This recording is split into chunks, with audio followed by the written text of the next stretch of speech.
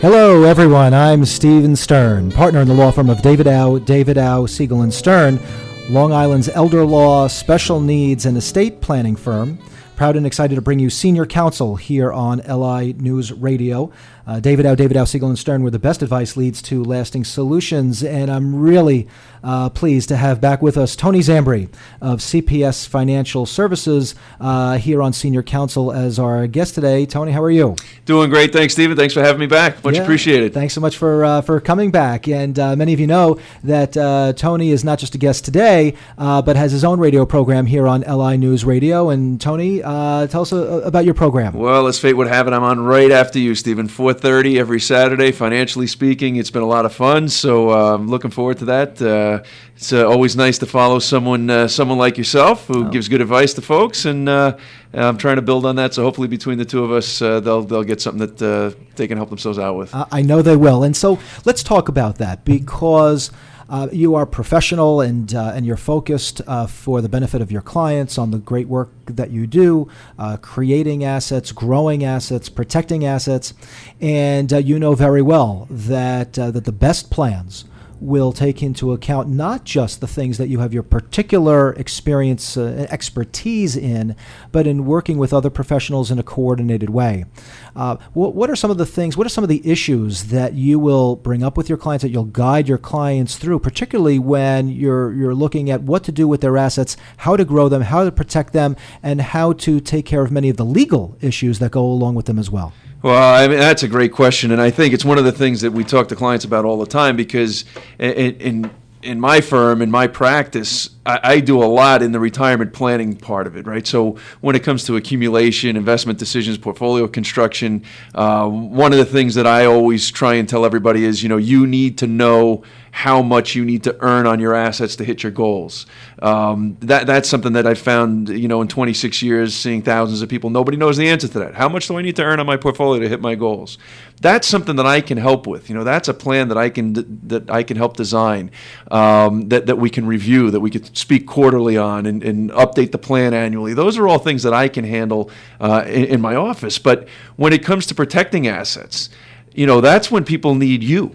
Right, I can explain to them where their holes are. I can say, hey, you know what? If all goes well and you need to make 5.62% on your portfolio to hit your retirement goals, index for inflation, everything else, but what happens to your estate once you're gone? Right? Are you going to be subject to taxes?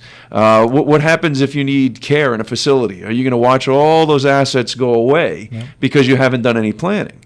So I think it's incredibly important to work as a team. If people if they're working with an attorney and they don't have an advisor, if they're working with an advisor and they don't have an attorney, they don't have an accountant. There's a lot of people who, in the internet age that we're in, try and do everything themselves, right? Yeah. I'll do my taxes myself. I'll go on LegalZoom and I'll do my own will. I'll go on E-Trade and set up my own account. And I would suggest that all of those things are possible, but they're not always wise, right? And I know it's been said throughout the ages, if it's worth doing correctly. Yeah. So I think one of the things that I always try and do is make sure that when they're done with me, they see someone like you. Yeah. And interestingly, I will say the exact opposite, because we could structure an outstanding plan to protect assets, whether that's from the high cost of long-term care or from taxes or probate or fighting children at the end of the day and possibly avoid estate litigation.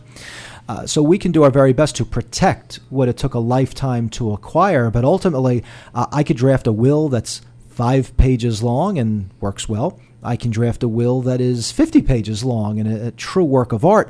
We can create trust upon trust upon trust, but ultimately those are legal structures, and as effective as they might be, ultimately they might not do all that much unless a client will then bring that plan and that structure back to you for implementation, and particularly in terms of retitling assets to make sure that it's all consistent. Otherwise, you can have a great-looking plan in place, but it won't be that effective.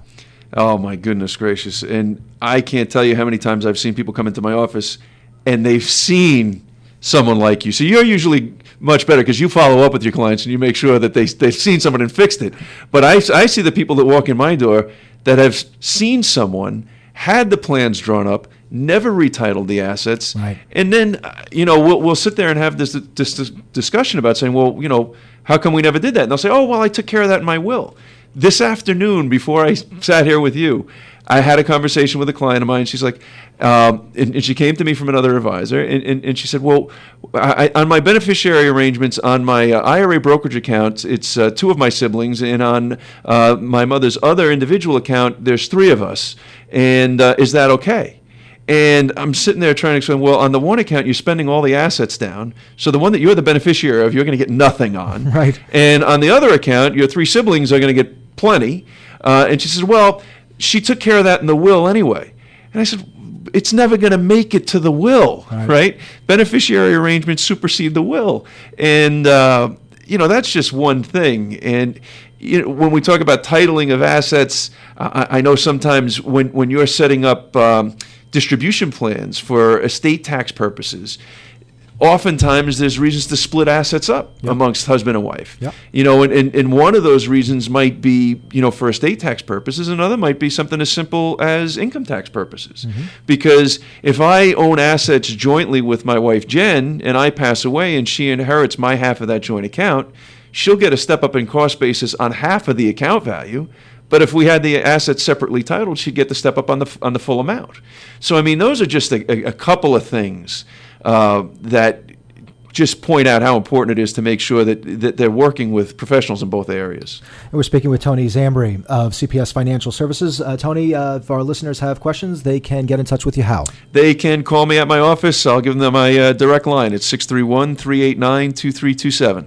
And again? 631-389-2327. Hey, and you're listening to Senior Counsel. I'm your host, Stephen Stern, partner in the law firm of David Dow, Siegel & Stern, Long Island's elder law, estate planning, special needs firm, where the best advice lead to lasting solutions. Questions, you can give us a call at 631-234-3030. That's 631-234-3030, or you can get us on the web at www.davidowlaw.com.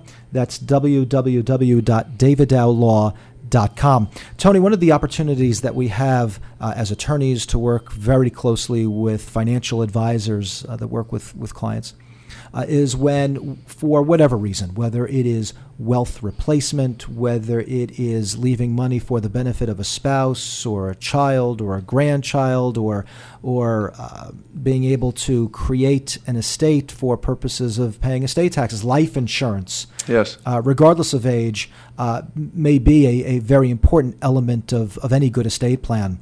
And there is not just opportunity to work together between the professions, but an absolute necessity, because if you don't take the life insurance and you don't retitle it properly based on the circumstances with whatever estate planning structure is in place, it can go very badly. What are some of the issues that you see there, and how do you guide your clients through that? Well, I think, as you point out, there's any number of issues. First of all, when you talk about things going badly, people buy life insurance for a whole bunch of different reasons, and when they're younger, sometimes it's income replacement. If we, one of the spouses loses a job because they're no longer with us, we need to replace that income. And as they get older, the reasons change. It could be to pay estate taxes. It could be to leave a legacy, as you mentioned. And I think once we start to get into that aspect of it, especially, it's important that the insurance is out of that person's estate. Because, we've talked in the past, and we talk about, the federal estate tax limit at, $5.3 odd million right now, and 10 and change if we're married. But the New York State exemption is still only $1 million, right? So now, if I have $1 million life insurance policy that's personally owned, well, any other asset that I own automatically now puts me over the exemption for the state. So if I'm buying life insurance for the purposes of paying or reducing my estate tax liability, and I don't own that in a trust, I kind of have just lost up to half of the value of that policy.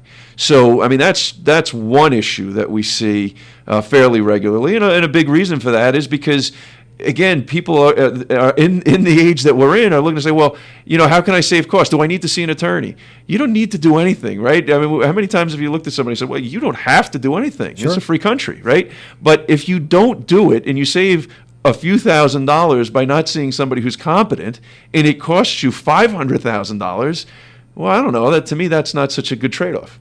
That is a tough cost-benefit analysis decision, absolutely. And so something as simple as creating an irrevocable life insurance trust to take the proceeds from the life insurance off the table for tax purposes, and a simple retitling, working with their financial advisor to make sure it's structured correctly, is an easy way to be able to minimize or perhaps even eliminate the estate tax issue on a particular estate. And we're back with Tony Zambri of CPS Financial Services here on Senior Counsel on LI News Radio. I'm your host, Stephen Stern, partner in the law firm of David Dow, Siegel & Stern. Questions, give us a call at 631-234-3030. That's 631-234-3030. Right back in a bit.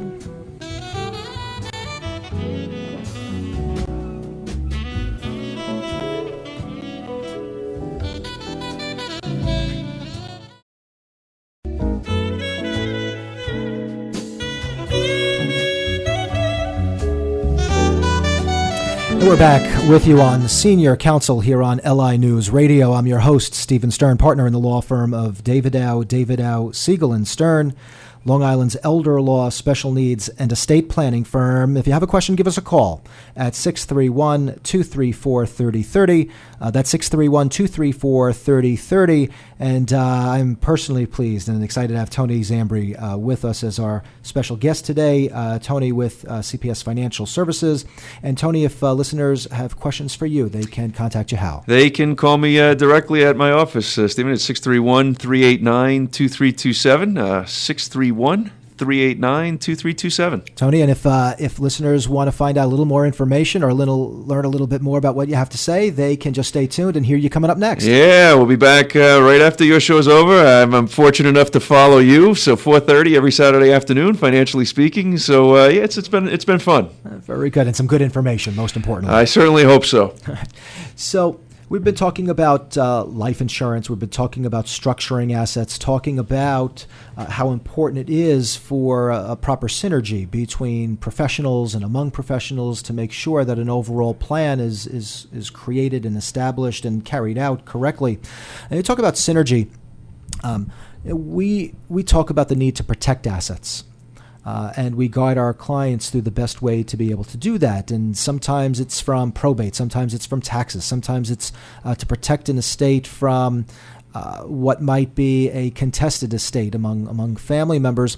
But we all know that you can do very well in structuring a good overall estate plan. But if you get sick, and if you need long-term care in the future, there aren't many of our clients that are going to be able to afford the over $150,000 a year that it costs now for quality long-term care in our area. Oh, gosh. Every time I hear that number, it's mind-boggling. I mean, it truly is. And you're correct. And I know last week we talked a little bit about long-term care insurance and how sometimes the costs of that scare people away and scare me away, frankly. Although I know I mentioned my wife and I took out coverage when we were 35 years old, which, I was 35, honey, you were only 32.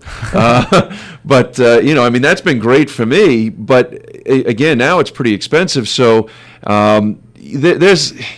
I know we spoke a little bit during the break about some of these new coverages that are out that are kind of hybrids between life insurance and long-term care policies. And I think, like most everything else in life, there's some value in them sometimes, right? I know one of the things that I had mentioned to you, that one of the concerns that I have is that if somebody has a need for life insurance and long-term care insurance, the concern that I have is if I need it for the long-term care portion before I pass away, well, I've utilized some or all of that death benefit, so the life insurance portion isn't going to be there when I die. So I think people need to be aware of that. But I think from the other side of it is if people have reached a point in their lives where they say, well, I'm past the need for life insurance for income replacement. I'm concerned about losing my assets to long-term care, but I don't want to spend thousands and thousands of dollars every year for a benefit that I hope that I never use. The one nice thing about life insurance, if you can call it nice, is somebody's going to collect on that claim, right? We're all going to die. I'm very fond of sitting down in meetings with my clients and not saying if we die, right? It's when we die. Sure. We just don't know when. So the life insurance will result in a claim at some point. So if I'm looking at it from one of two perspectives.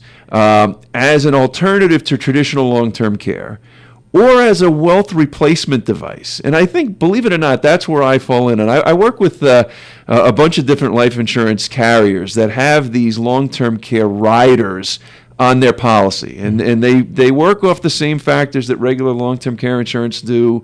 If I lose 2 out of 6 activities of daily living, I qualify for the long-term care benefit, and it'll pay a certain amount every month for as long as I have that condition. But I'm always fascinated by the wealth replacement aspect of it, because it depends really on how much you have in assets. So if I'm working with somebody that doesn't have a lot of other assets, maybe just a home, and they're reluctant to move it into a trust for whatever reason, if they take out a life insurance policy with long-term care riders on it, they may be able to utilize that effectively so that they can use that benefit for the long-term care purposes instead of the life insurance. But if I sit down with somebody that has significant other assets, let's say they have assets sitting in an IRA account, and they also have this life insurance policy that's worth $500,000 or $1 million. I'll tell them, I don't think you're ever going to use that life insurance policy for its long-term care purposes. I think you'll use that IRA asset instead, because you can draw that down and on a tax-free basis, or mostly tax-free, because to the extent that they're using it for medical expenses that exceed 7.5% of their adjusted gross income, it now becomes deductible. Yeah. Right? So they're turning a formally taxable account into tax-free, and then the life insurance will just replace that tax-free later. Right. So, well, I'm a big proponent of long-term care insurance, and given the circumstances, if you can get a good policy, if it's affordable, of course, and if you're in good enough health to be able to get it, I've always said that it's the kind of thing that all of us should at least investigate to determine whether or not it's the appropriate plan. But as you point out, the big reluctance has been, yes, let's say you can afford it. Let's say you're in good enough health to get it. The big reluctance has been, well, yes, this is the kind of insurance that I'm going to get that I hope I never use. And it really is a use it or lose it situation. Correct. And so now with this element, with this potential to be able to get insurance that will cover you for a lifetime, but then perhaps also provide a long-term care element to it, well, that makes it a lot more palatable.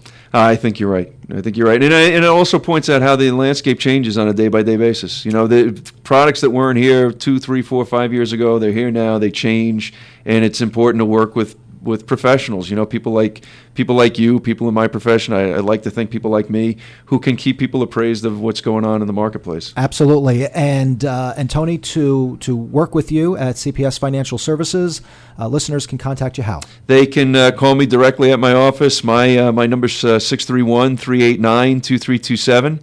Again, that's 631-389-2327.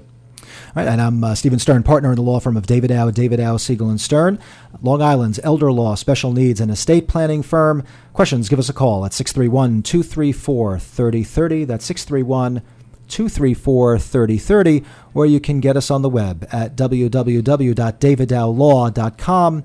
That's www.daviddowlaw.com. So, Tony, in your role as financial advisor, as you point out, things are constantly changing. And as we are here now in tax time, we always say that this is the most appropriate time for our clients to give us a call with questions and start to talk about updates and answer questions regarding potential change in plans. This is the time, really, when our clients need to start thinking about some of these things and maybe go through an annual review. As you're having that conversation with your clients, what are some of the things that you're bringing up at this point? What are the kinds of things that your clients need to be looking at now, and maybe some of the changes that you see on the horizon?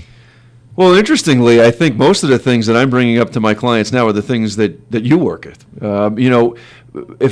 If I've done my job properly, and we've put together a retirement plan for them, and we update the plan every year, and we're doing our quarterly reviews on the portfolios.